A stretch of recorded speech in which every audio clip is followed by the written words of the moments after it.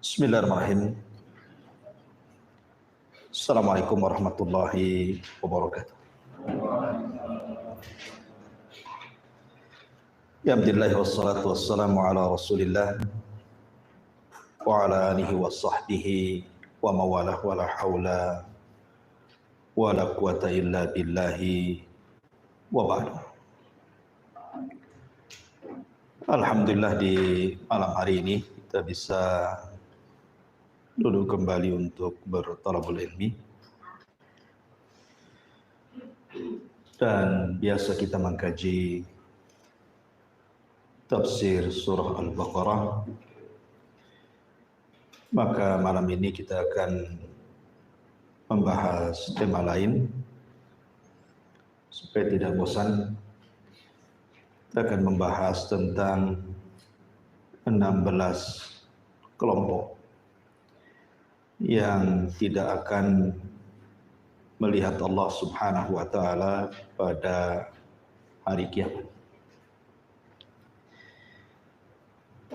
Ma'asyiral muslimin yang dimuliakan Allah Subhanahu wa taala, sesuatu yang sudah ditetapkan di dalam syariat Islam berdasarkan nas Al-Quran dan juga hadis-hadis Nabi Sallallahu Alaihi Wasallam. Allah Subhanahu Wa Taala sudah menjanjikan siapapun yang masuk ke dalam surga, maka dia akan dikekalkan di dalamnya. Dan kenikmatan yang paling tinggi di surga adalah ru'yatullahi azza wa jalla. Seorang mukmin mampu melihat Allah Subhanahu wa taala secara terang-terangan. Dan itu disebutkan di dalam Al-Qur'anul Karim ketika Allah Subhanahu wa taala menyebut orang-orang kafir yang mereka tidak akan melihat Allah Azza wa Jalla. Allah berfirman, "Kalla innahum ar-rabbihim yawma idzin lamahjubuh." Sekali-kali tidak, sesungguhnya mereka orang-orang kafir terhadap Rabb mereka pada hari itu sungguh mereka terhalang. Maksudnya tidak mampu melihat Allah Subhanahu wa taala. Al-Imam Asy-Syafi'i rahimahullahu taala menjadikan dalil ayat ini dalilun ala annal mu'minina yarawna azza wa jal yauma idzin. Berarti ketika orang-orang kafir terhalang melihat Allah, maknanya orang-orang yang beriman mereka akan melihat Allah Subhanahu wa taala. Dan itu juga disyaratkan dalam surah Al-Qiyamah ayat 22 dan juga 23. Wujuhu yawma idzin nadhiratun ila rabbiha nadhirah. Pada hari itu wajah-wajah penduduk surga berseri-seri karena kepada Rabb-nya mereka memandang dan melihatnya. Ma'asyiral muslimin yang dimuliakan Allah Subhanahu wa taala, kalau saya analogikan, Allah Subhanahu wa taala takdirkan kita tidak pernah melihat orang tua kita di dunia. Boleh jadi ketika kita lahir kita tidak bisa melihat orang tua kita. Tentu anak yang baik dan saleh dan salehah tentu merindukan, ingin menatap wajah kedua orang tuanya. Kemudian pada hari kiamat kita akan dipertemukan oleh Allah Azza wa Jalla dengan orang tua kita yang selama ini tidak pernah kita mampu memandang. Tentu ini kebahagiaan luar biasa. Itu baru memandang orang tua kita yang meninggal dan kita tidak bisa melihatnya. Maka walillahil matsalul a'la. Bagaimana kalau seandainya yang dipandang itu bukan orang tua kita, tetapi Allah yang menciptakan orang tua kita dan kita semuanya. Tentu ini kebahagiaan yang jauh lebih besar dibandingkan seseorang melihat kedua orang tuanya. Makanya dalam sebuah hadis ketika disebutkan idza dakhala ahlul jannatil jannah, apabila Allah Subhanahu wa taala takdirkan penduduk surga masuk ke dalam surga, yaqulullahu tabaraka wa taala, maka Allah Subhanahu wa taala berfirman, turiduna syai'an azidu. Maukah kalian aku tambah kenikmatan kalian di surga ini? Jadi kisahnya seperti ini. Ketika seluruh penduduk surga itu sudah masuk ke dalam surga dan tidak ada lagi yang tersisa, termasuk orang yang terakhir keluar dari neraka dan terakhir pula masuk surga, maka mereka akan dikumpulkan di sebuah tempat yang sangat-sangat luas sekali di surga. Kemudian Allah kumpulkan semua penduduk surga, mulai dari para nabinya, para rasulnya, para siddiqin, para syuhada, orang-orang saleh, dan seluruh manusia penghuni surga kumpulkan di satu tempat. Dan di situ disediakan tempat-tempat khusus. Tentu paling depan adalah ulul azmi minar rusul, kemudian para rasul, kemudian para nabi, kemudian para siddiqin, syuhada, orang-orang saleh, dan yang terakhir orang-orang yang hanya duduk di tanah-tanah surga. Di situ Allah Subhanahu wa taala akan hadir di hadapan penduduk surga, tapi di balik tabirnya. Dan tabirnya Allah adalah cahaya. Ketika itulah Allah Subhanahu wa taala berfirman kepada seluruh penduduk surga, turiduna syai'an azidukum. Maukah kalian ku tambah nikmat kalian? Ini adalah hari tambahan nikmat untuk kalian, dan aku sudah menjanjikan kepada kalian sesuatu yang tidak mungkin aku ingkari. Maka akhirnya kemudian penduduk surga serentak mengatakan, alam tubayyid wujuhana wa tudkhilanal jannah wa tubaiduna anin nar.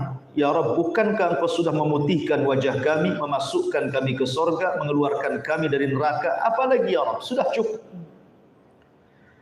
Tetapi tiba-tiba fakushifal hijab, tiba-tiba hijab Allah Subhanahu wa taala terbuka, di mana seluruh penduduk surga menatap ke langit, dan disitulah mereka melihat wajah Allah Subhanahu wa taala. Lah disitulah penduduk surga mengatakan, fama u'tu syai'an ahabba ilaihi min nadhari ila rabbihim azza wa jalla.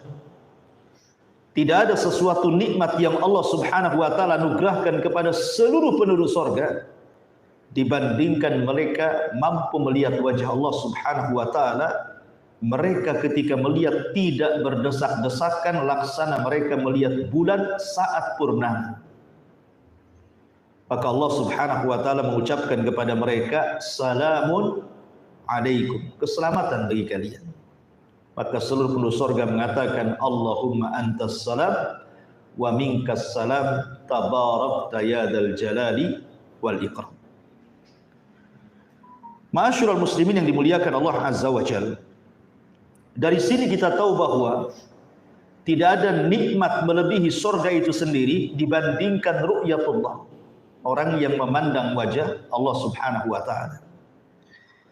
Tetapi yang ingin saya jelaskan malam ini, di sana ada orang-orang yang diharamkan oleh Allah Subhanahu wa taala untuk melihat wajah Allah pada hari kiamat. Siapa mereka? Inilah yang kita akan bahas.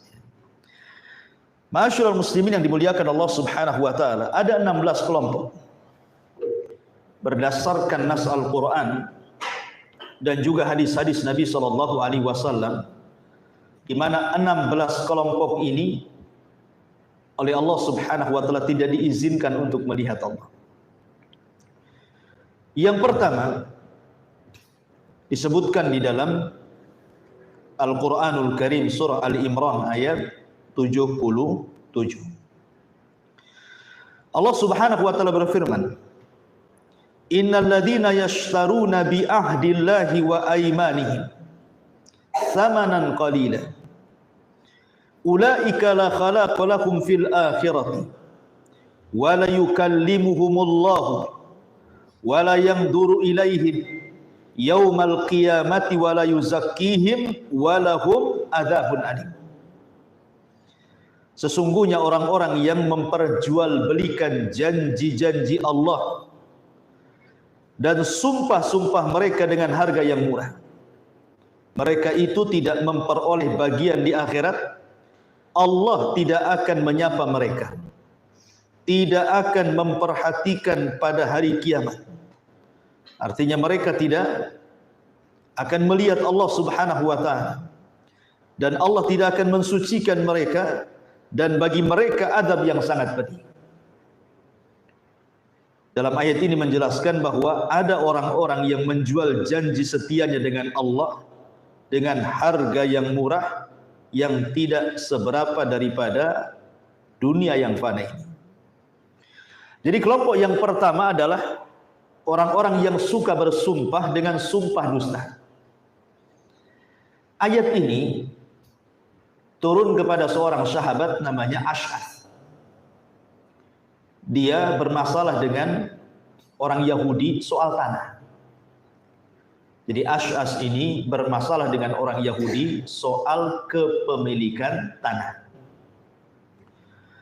Akhirnya kemudian Yahudi dan Ash'ath ini mendatangi Nabi SAW dan ingin bertahakum kepada Rasul. Tanah siapa yang berhak? Apakah tanahnya Ash'ath ataukah tanahnya orang Yahudi? Sesampainya kemudian di hadapan Rasul, Rasul bertanya kepada Ash'ath ini, "Ya Ash'ath, engkau punya bukti bahwa ini tanah diri?" Kata Ash'ath, "Saya tidak punya bukti wahai Rasul, tapi saya bisa bersumpah dengan mengatakan, wallahi ini tanah saya." Kan? Maka kemudian Nabi SAW mengatakan kepada orang Yahudi dan mengatakan, "Kau siap bersumpah bahwa itu adalah tanahmu?" Maka orang Yahudi mengatakan, "Saya pun siap bersumpah bahwa ini tanahku." Gitu. Jadi saling mengklaim di sini. Lah ketika saling mengklaim inilah kemudian turun ayat ini. Innal ladzina yashtaruna bi ahdillahi wa aymanihim tsamanan qalila. Sesungguhnya orang-orang yang memperjualbelikan janji Allah dan sumpah-sumpah mereka. Maksudnya sumpah dusta di sini. Maka balasannya ulaika la khalaqa lahum fil akhirah. Mereka tidak akan ada bagian di akhirat. Allah tidak akan bicara dengan mereka. Allah tidak akan memandang mereka pada hari kiamat. Dan Allah tidak akan mensucikan mereka. Ma'asyiral muslimin yang dimuliakan Allah Azza wa Jalla. Jadi kelompok yang pertama adalah orang yang bersumpah dengan sumpah yang palsu. Dan sumpah yang palsu ini paling banyak berada di persidangan biasanya. Ya. Hakim-hakim yang mereka tidak jujur, yang mereka dibayar, kemudian mendatangkan saksi-saksi palsu untuk bersumpah. Maka merekalah masuk pada firman Allah surah Al-Imran ayat 77 ini. Mereka tidak akan dilihat oleh Allah Subhanahu wa ta'ala. Padahal melihat Allah itu sesuatu yang luar biasa. Sudah saya jelaskan, nikmat terbesar yang ada di surga. Kenapa sedemikian besarnya ancaman orang-orang ini, di mana Allah tidak akan melihat mereka? Karena biasanya persaksian palsu, apalagi terjadi di persidangan itu, akan menjadikan seseorang kehilangan haknya, kan? Yang harusnya dia punya harta, akhirnya hilang hartanya. Yang harusnya dia tidak dihukum, artinya kemudian menjadi dihukum. Terkadang hukumannya dipenjara sekian puluh tahun, terkadang sampai hilang nyawa. Gara-gara persaksian palsu tadi.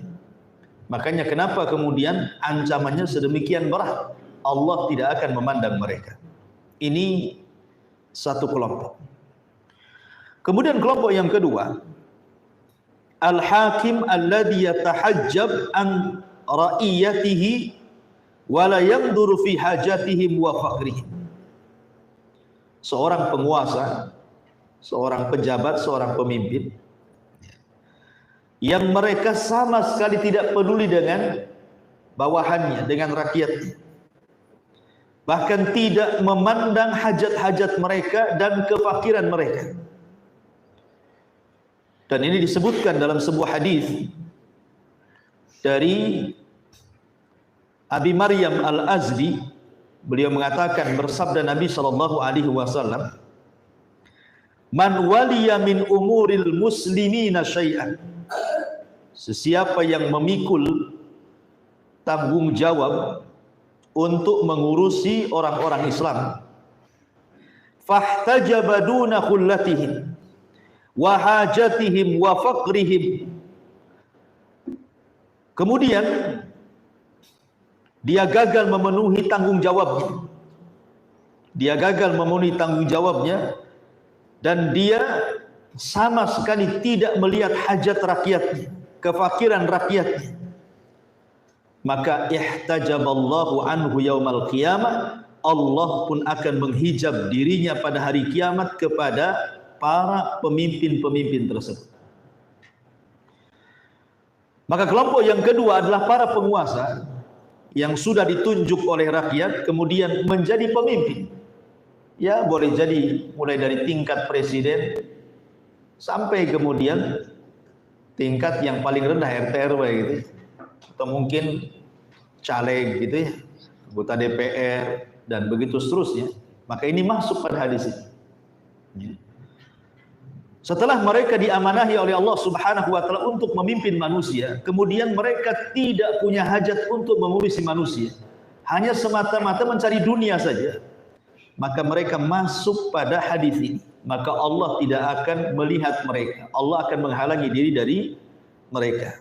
Ini pun kelompok yang kedua. Kemudian kelompok yang ketiga, syaikhun zanin. Orang yang sudah tua, sudah kakek, sudah nenek, tetapi dia masih berzina. Kemudian yang keempat, malikun kadzdzab, para pemimpin yang dusta. Kemudian yang kelima, ailun mustakbar, orang miskin tapi sombong. Tiga kelompok ini disebutkan dalam satu hadis dari Abu Hurairah radhiyallahu an. Nabi SAW bersabda, "Salasatun la yukallimuhumullahu yaumal qiyamah wa la yanzuru ilaihim wa la yuzakkihim wa lahum adzabun alim, syaikhun zanin wa malikun kadzdzab wa ailun mustakbir." Tiga kelompok, kata Rasul, Allah tidak mengajak bicara mereka pada hari kiamat kecuali dengan ucapan-ucapan yang sangat keras kepada mereka. Dan Allah tidak melihat mereka, maksudnya tidak melihat mereka dengan penglihatan rahmat.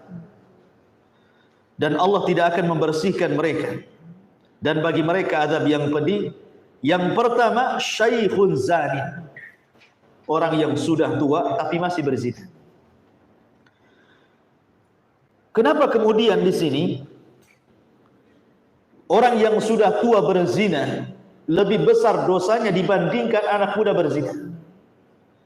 Sampai-sampai Allah, Rasul mengatakan, orang ini tidak akan diajak bicara, tidak akan dilihat Allah, dan tidak akan dibersihkan oleh Allah pada hari kiamat. Pertama, ikhwan, karena yang namanya orang sudah tua artinya sudah dekat dengan kematian.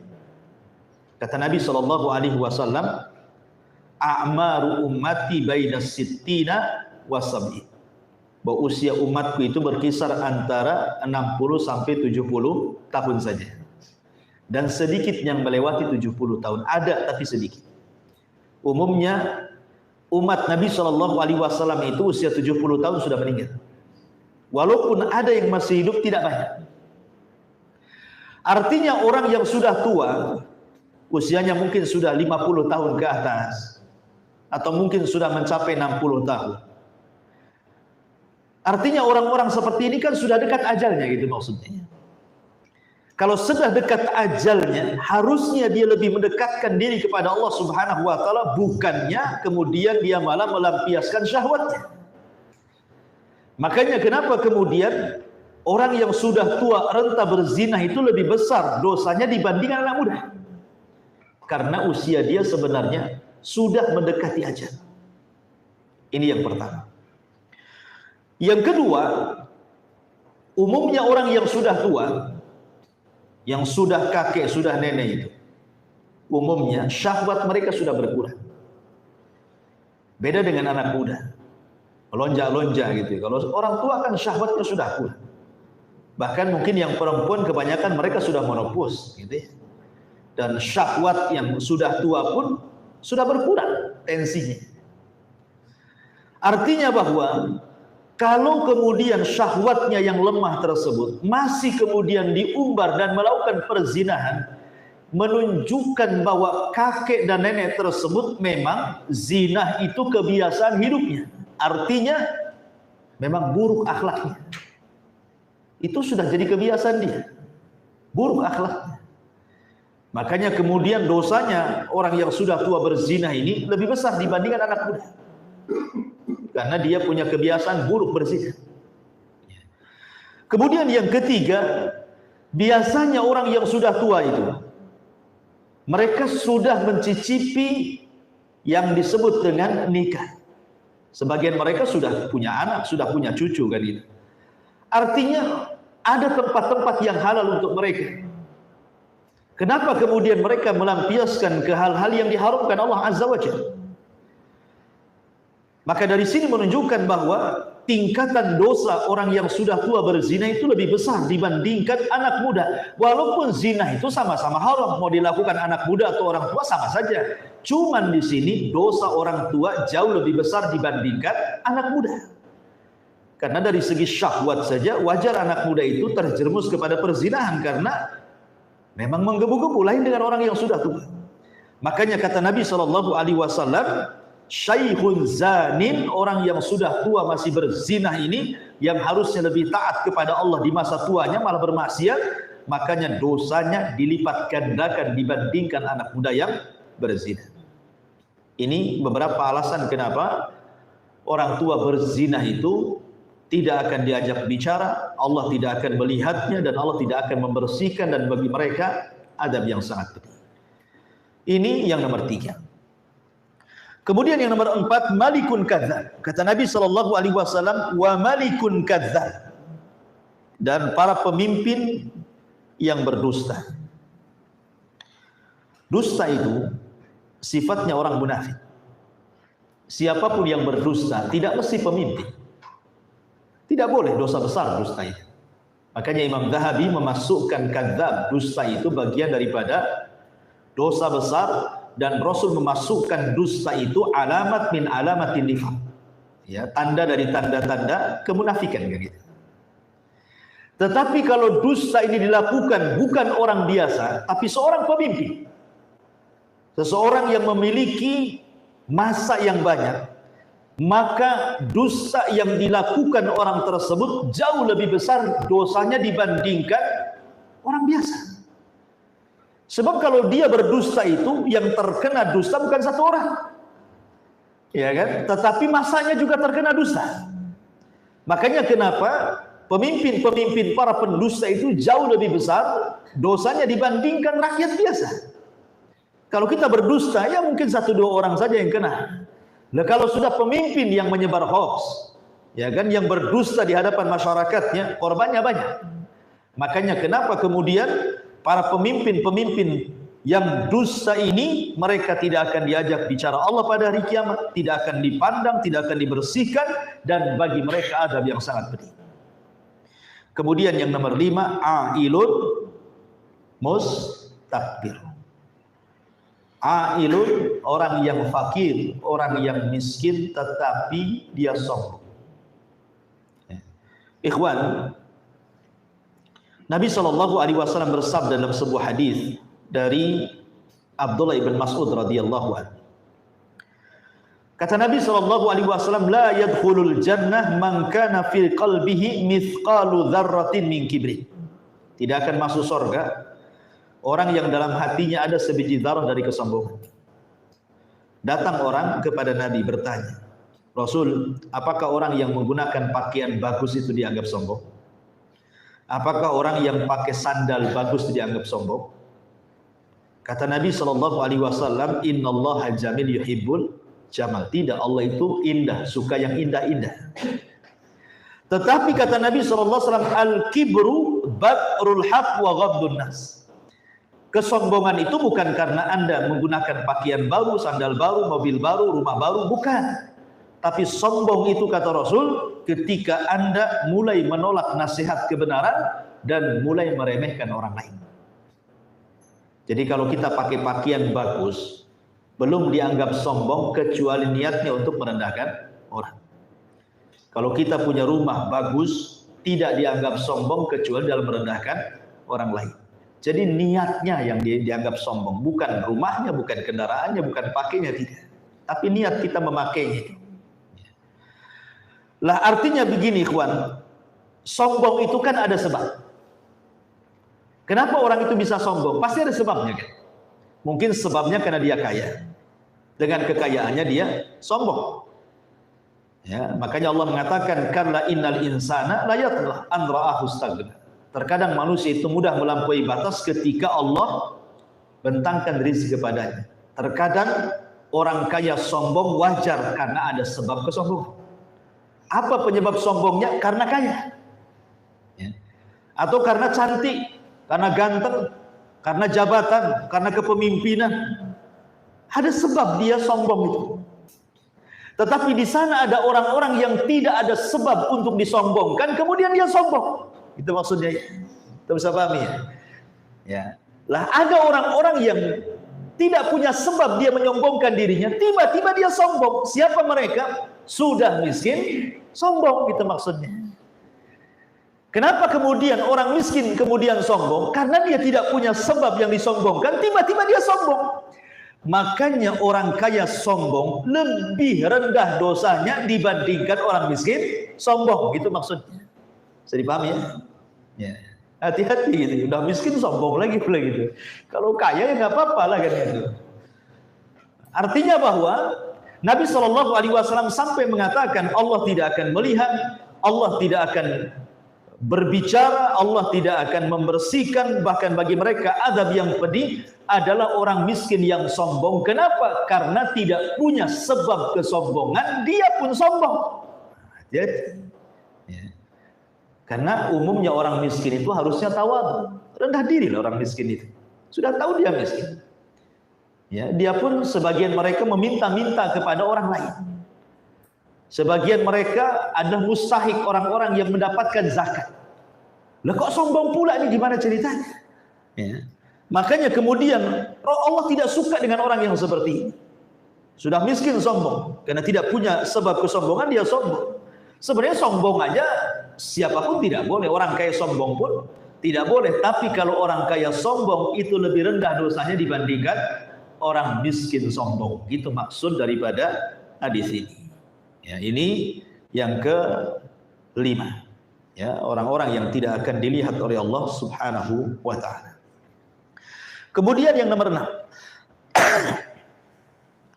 Mani'u fadlil ma, orang-orang yang mencegah tidak memberikan kelebihan air. Dalam hadis Abi Hurairah radhiyallahu anhu, ketika Rasul sallallahu alaihi wasallam menyebutkan orang-orang yang tidak akan dilihat Allah, kata Nabi sallallahu alaihi wasallam, wa rajulun mana'a fadla ma'in fayaqulu Allahu al-yawma amna'uka fadli kama mana'ta fadla ma lam ta'mal yadaka. Kata Nabi sallallahu alaihi wasallam, orang yang tidak akan dipandang Allah adalah orang yang enggan memberikan kelebihan air minum yang dia miliki, ya. Sehingga nanti pada hari kiamat Allah Subhanahu wa taala akan berfirman, pada hari ini aku menghalangimu, kau tidak akan bisa melihatku sebagaimana engkau menghalangi manusia untuk kau berikan kelebihan air, padahal air itu bukan hasil pekerjaan. Makanya kan ada 3 perkara yang berserikat di antara manusia, rumput, api dan air. Itu berserikat. Ya. Bersedekah. Tidak boleh dijual belikan. Kalaupun umpamanya ada orang jual beli air, itu bukan air yang dijual, tapi jual beli jasanya. Umpamanya antum buat isi air ulang, maka kita menjual beli jasa karena antum beli alat saja berapa, kemudian listriknya, kemudian perawatannya, kemudian minta sertifikat dari pihak kesehatannya, kan banyak modal dikeluarkan. Ya. Jadi kita bukan jual beli air, tetapi jual beli jasa maksudnya. Belum lagi beli galonnya dan begitu seterusnya. Ya, jadi orang tidak boleh mencegah orang minta air. Antum punya sumur, antum kan hanya ditugaskan untuk menggali. Yang mengeluarkan air itu kan Allah. Artinya bukan kita yang mengadakan air, Allah yang mengadakan air. Kita kan cuma gali saja. Lah kalau seandainya kemudian kita punya sumur, kemudian ada tetangga minta air dan kita sudah kelebihan, kemudian kita tidak memberinya, ini masuk pada hadis ini. Ini kelompok yang ke-6.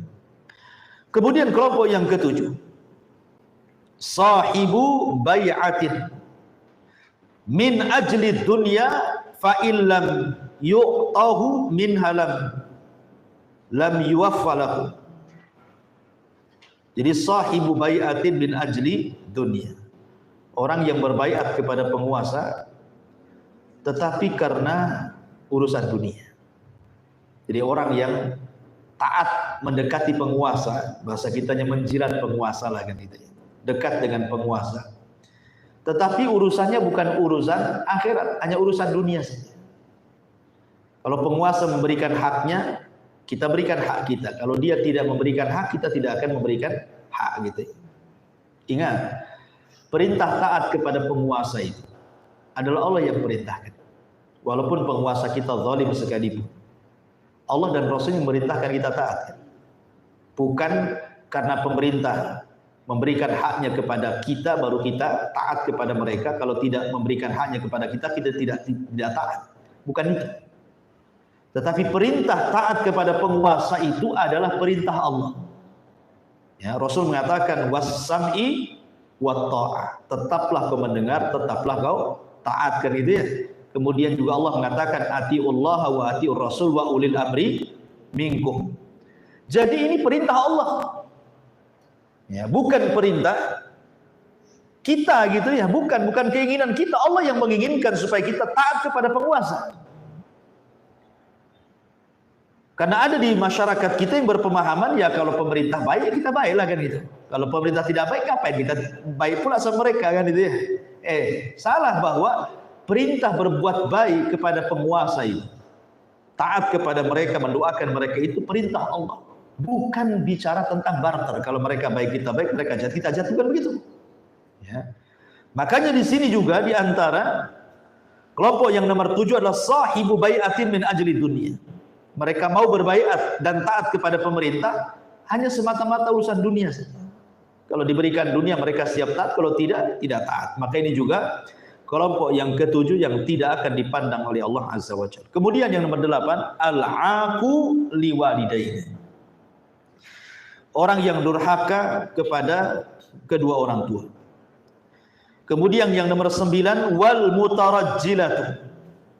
Laki-laki menyerupai perempuan. Kemudian yang nomor 10, ad-dayus, kepala rumah tangga yang tidak bertanggung jawab kepada keluarganya. Dan itu disebutkan dalam satu redaksi hadis. Dari Abdullah ibn Umar radhiyallahu anhuma, qala Rasulullah sallallahu alaihi wasallam, salasatun la yanzurullahu azza wa jalla ilaihim yaumal qiyamah. 3 kelompok yang tidak akan dipandang Allah pada hari kiamat. Yang pertama, al-aqu liwalidayhi, orang yang durhaka kepada orang tua. Wal mar'atu al-mutarajjilatu al-mutasyabbihatu birrijal wad-dayuth, perempuan yang seperti laki-laki atau laki-laki yang seperti perempuan, dan juga dayuth. Jadi yang nomor 8, orang yang tidak akan dipandang Allah adalah orang-orang yang durhaka kepada orang tua. Ada 7 perkara kalau kita bicara tentang durhaka kepada orang tua. Yang pertama, durhaka kepada orang tua itu akan mendapatkan laknat. Siapapun yang durhaka kepada orang tua, maka anak tersebut akan mendapatkan laknat dari Allah. Dalam sebuah hadis, Nabi SAW mengatakan, mal'unun man sabba abah, dilaknat orang yang mencela bapaknya. Ini yang pertama. Yang kedua, orang yang durhaka dengan orang tua adalah penyebab ta'jil uqubah, disegerakannya siksaan Allah di dunia sebelum akhirat.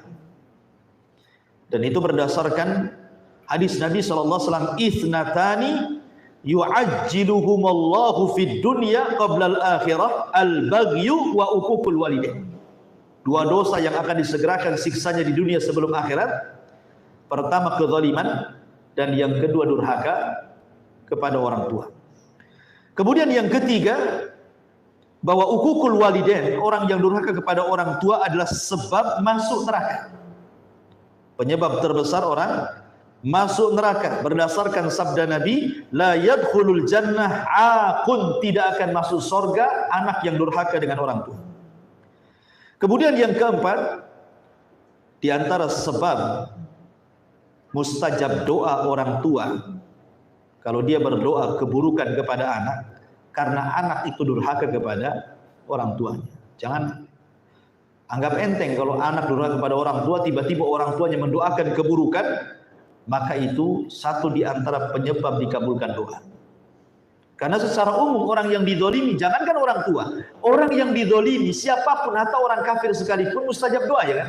Apalagi orang tua yang dizalimi, lebih lagi mustajab doanya kan. Sudah orang tua dizalimi lagi. Maka ini juga hal yang harus dikhawatirkan. Kemudian yang nomor 5, bahwa uququl walidain, orang yang durhaka kepada orang tua, dia tidak akan selamat dari berkah. Artinya dicabut berkah dalam kehidupannya. Dia tidak akan senang hidupnya. Walaupun banyak harta, walaupun banyak anak, walaupun banyak kenikmatan hidupnya, tidak akan berkah. Hidupnya akan susah. Kemudian yang nomor 6, bahwa uququl walidain adalah yaftah liwalidayhi ala nafsihi, dia pun akan membuka pintu kelak kalau seandainya dia punya anak, maka anaknya akan durhaka kepada dia. Jadi kalau kita durhaka kepada orang tua, nanti anak kita durhaka kepada kita. Itu maksudnya. Bahasa lainnya hukum karma gitu ya. Kata Nabi SAW, tabarru aba'akum tabarrukum abna'ukum. Berbuat baiklah kepada orang tua, maka anak kalian akan berbuat baik kepada kalian. Dan yang terakhir nomor 7, bahwa uququl walidain adalah penyebab orang ini tertahannya doa. Ya, di antara orang yang berdoa tapi kok tidak pernah dikabulkan oleh Allah Azza wa Jalla, jangan-jangan kita ini karena durhaka kepada orang tua. Ini yang nomor 8. Kemudian yang nomor 9, al-mutarajjilah. Laki-laki menyerupai perempuan atau sebaliknya.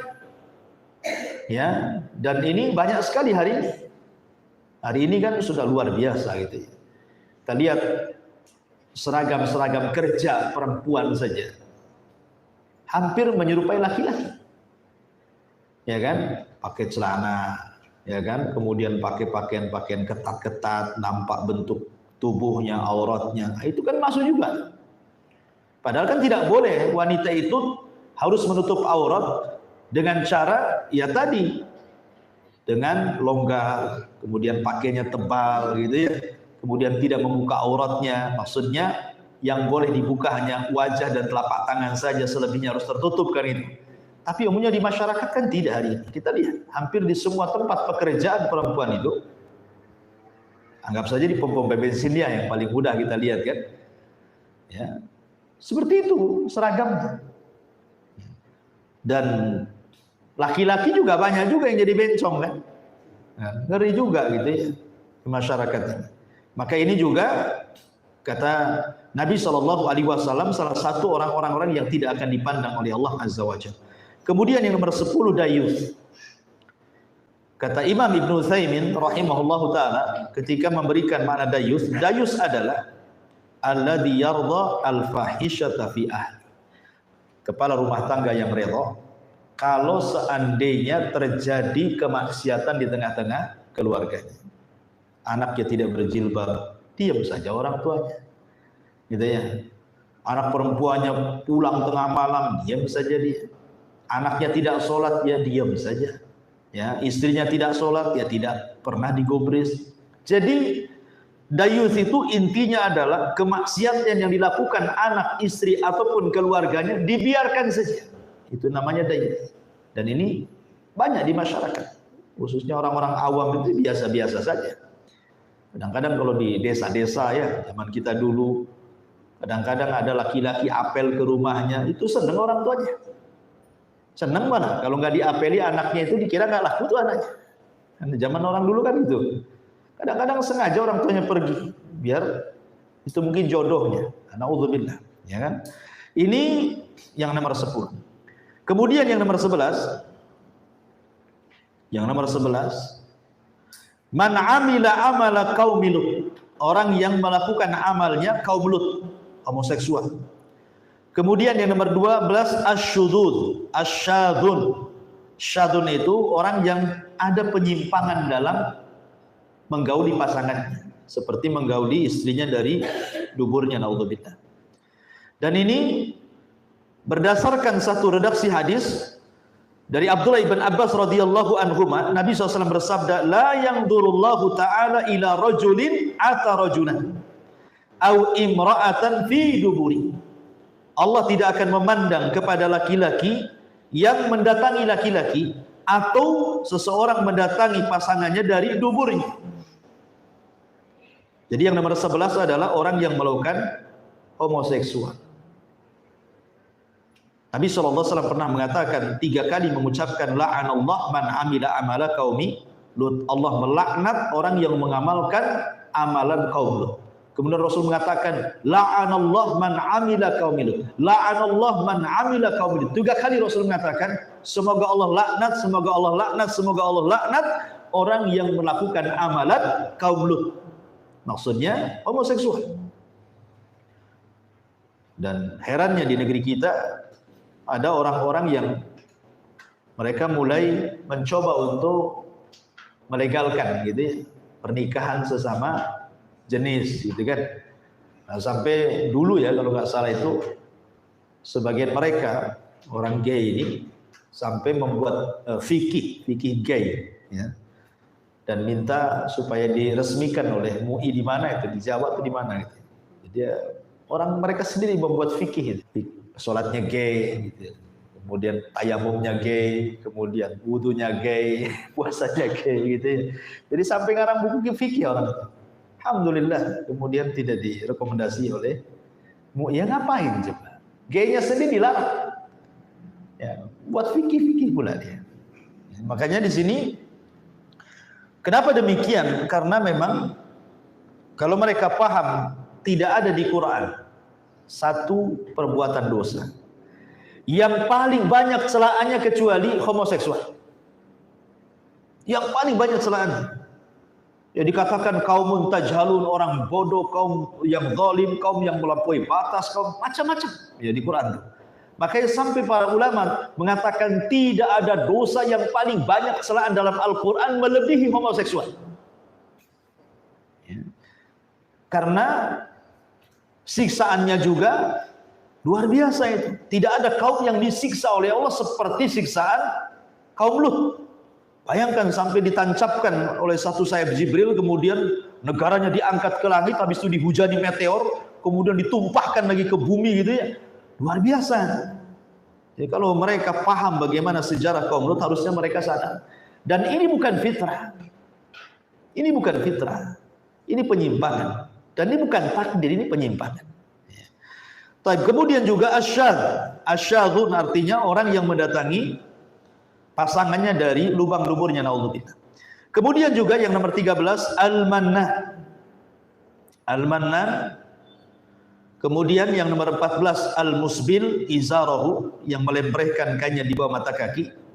Kemudian yang nomor 15 al-ba'i al-munfik sil'atahu bil kadhib, orang yang suka menjual sesuatu dengan suka bersumpah-sumpah palsu.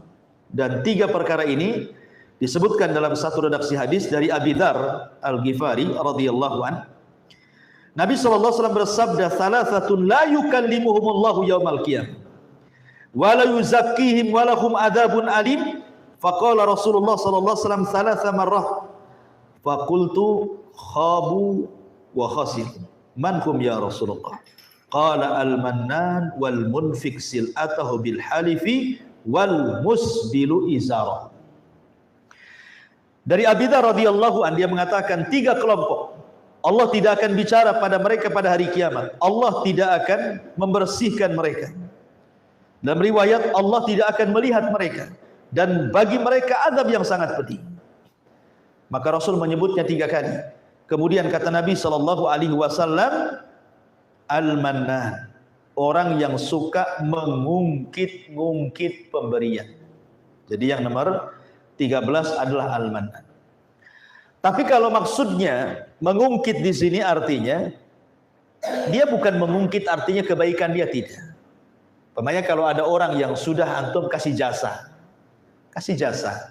antum tolong dia umpamanya kan, antum kasih modal dia, antum kasih sedekah dia, tiba-tiba kemudian dia menyakiti antum. Orang yang antum kasih bantuan ini tiba-tiba menyakiti kita. Kemudian kita datang, antum ini gimana sih? Ana sudah bantu antum tapi antum masih ngomong ana begini-begini. Nah, ini bukan manan ini. Ini enggak masalah. Ya, kalau orang ngomong seperti ini bukan termasuk mengungkit-ungkit, bukan. Ya. Yang mengungkit-ungkit itu maksudnya bahwa dia merasa rugi apa yang sudah diberikan kepada orang lain. Merasa rugi gitu ya. Ya. Kemudian dia menginginkan balasan dari dia. Menginginkan kebaikan dari dia, seolah-olah dia tanam modal kepada orang tersebut dan dia punya niat bahwa dengan saya membantu dia harusnya dibantu saya.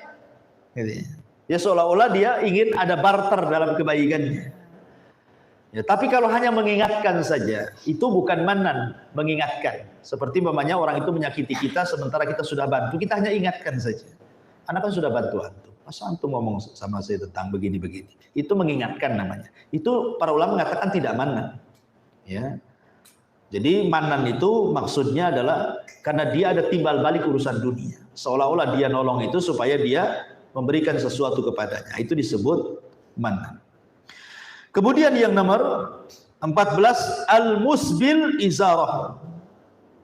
Al-musbil izarahu, orang yang isbal. Orang yang melembrehkan mata kakinya tertutup dengan kain. Ada yang mengatakan bahwa musbil itu dilarang bagi orang yang sombong. Adapun yang tidak sombong, maka tidak ada masalah. Kan biasa ya di masyarakat kan seperti yang dilarang itu yang sombong. Kalau tak sombong ya nggak apa-apa. Ya. Ingat bahwa riwayat-riwayat tentang masalah larangan isbal ini banyak. Banyak sekali. Ya. Banyak sekali larangan-larangan. Baik yang sombong ataupun yang tidak sombong. Dua-duanya ada. Ya. Larangan isbal ketika Anda sombong atau larangan isbal ketika Anda tidak sombong. Dua-duanya terkena. Salah satunya hadis ini. Allah tidak akan melihat, tidak akan bicara, tidak akan mensucikan bagi orang-orang yang melembrehkan. Ya, melembrehkan mata kakinya tertutup dengan kain. Makanya pakaian Nabi Shallallahu Alaihi Wasallam itu sebaiknya di atas mata kaki. Kalaupun harus maka sejajar dengan mata kaki, tetapi jangan sampai membawahi mata kaki. Ya, gitu ya. Kemudian yang nomor 14 adalah nomor 15, al-ba'i al-munfik sil'atahu bil kadhib. Jual beli yang sedikit-sedikit bersumpah dengan sumpah palsu, dikit-dikit sumpah untuk melariskan dagangannya. Kan biasa ya, para pedagang itu terkadang mereka berani bersumpah-sumpah untuk melariskan dagangannya. Maka ini pun masuk ke dalam kategori hadis ini. Dan yang terakhir adalah imra'atun la tashkuru li zawjiha, wanita yang tidak pernah bersyukur dengan suaminya. Dan ini berdasarkan hadis Abdullah ibn Amr, di mana Nabi SAW bersabda, la yanzurullahu ila imra'atin la tashkuru li zawjiha wa hiya la tastaghni anhu. bahwa Allah tidak akan memandang muka istri-istri yang tidak berterima kasih kepada suaminya, padahal dia sendiri tidak boleh tidak memerlukan kepada suami. Dia tidak bisa hidup sendiri tanpa suami. Dia masih minta bulanan kepada suami. Dia masih tinggal di rumah kontrakan yang dikontrak suami atau yang dibeli suami. Tetapi dia masih tidak bersyukur kepada suaminya. Nah, gitu maksudnya. Ya, maka istri yang seperti ini tidak akan dipandang oleh Allah Subhanahu wa taala. Kan banyak tuh. Ya, di antara salah satu bengkoknya seorang istri itu adalah kufur kepada suami. Dan kita pun harus paham, ya, laki-laki harus paham bahwa kekurangan yang paling besar pada istri itu adalah biasanya istri mudah melupakan kebaikan kita sebagai suami. Itu umumnya, hampir semua manusia. Ya, termasuk istri antum juga. Ya. Karena memang ini sifat yang memang melekat pada mereka. Melekat pada semua wanita ini namanya. Ya, karena wanita itu kan naqisatu aqlin wadin, sudah agamanya kurang, akalnya kurang. Sehingga mereka mudah melupakan kebaikan suaminya. Ketika kemudian Nabi SAW mengatakan, aku pernah melihat neraka, ternyata kebanyakan penghuninya adalah para wanita. Kemudian sahabat bertanya, apa karena mereka tidak sholat? Kata Rasul, mereka sholat. Apa mereka tidak puasa? Kata Rasul, puasa juga. Apa mereka tidak sedekah? Kata Rasul, sedekah juga. Lalu kenapa mereka banyak di neraka gitu ya? Maka Rasul mengatakan, walakinnahunna yakfurnal ashir, karena mereka suka kufur dengan suaminya. Kemudian Rasul menjelaskan apa bentuk kufurnya. Apabila engkau berbuat baik seumur hidupmu kepada istrimu, kemudian satu kali Anda melakukan kesalahan, maka istri akan mengatakan, engkau belum pernah berbuat baik sedikit pun kepada. Dan itu akan antum alami. Ya. Antum alami, akan antum alami seperti itu. Dan pasti antum yang berumah tangga sudah antum alami. Cuman bahasanya kan nggak bahasa seperti itu. Ya, bahasa yang lain mungkin, abang ini nggak pernah perhatiin saya, hari-hari diperhatiin, kasih makan, kasih ini, kasih itu, bilang pula nggak pernah perhatian gitu kan. Anaknya sudah banyak dibilang nggak perhatian tuh baik, ya kan. Bulanannya tetap mengalir dari antum, bilang nggak perhatian, dari mana? Itu perhatian dia. Ya, jadi memang bahasa-bahasa ini kan bahasa Nabi seperti itu, tapi bahasa istri antum kan beda. Yang semakna dengan itu intinya, tidak perhatian lah, kurang inilah, kurang itu, macam-macam ya kan. Ya itulah makanya disebut imra'atun la tashkuru li zawjiha. Maka yang nomor 16 yang terakhir, bahwa Allah tidak akan memandang wanita yang tidak pernah bersyukur kepada suaminya. Inilah diantara 16 kelompok yang tidak akan dipandang oleh Allah Subhanahu wa taala. Padahal memandang Allah adalah sebuah nikmat yang paling besar. Kalau kita mampu memandang Allah dan Allah memandang kita dengan rahmat, maka ini sebuah kenikmatan besar yang Allah anugerahkan kepada kita. Wallahu a'lam bishawab. Ini yang bisa saya sampaikan, ya, karena juga kondisi kurang sehat juga. Subhanallah bihamdika, asyhadu an la ilaha illa anta, astaghfiruka wa atubu ilaik. Allahu ta'ala alam. Assalamualaikum warahmatullahi wabarakatuh.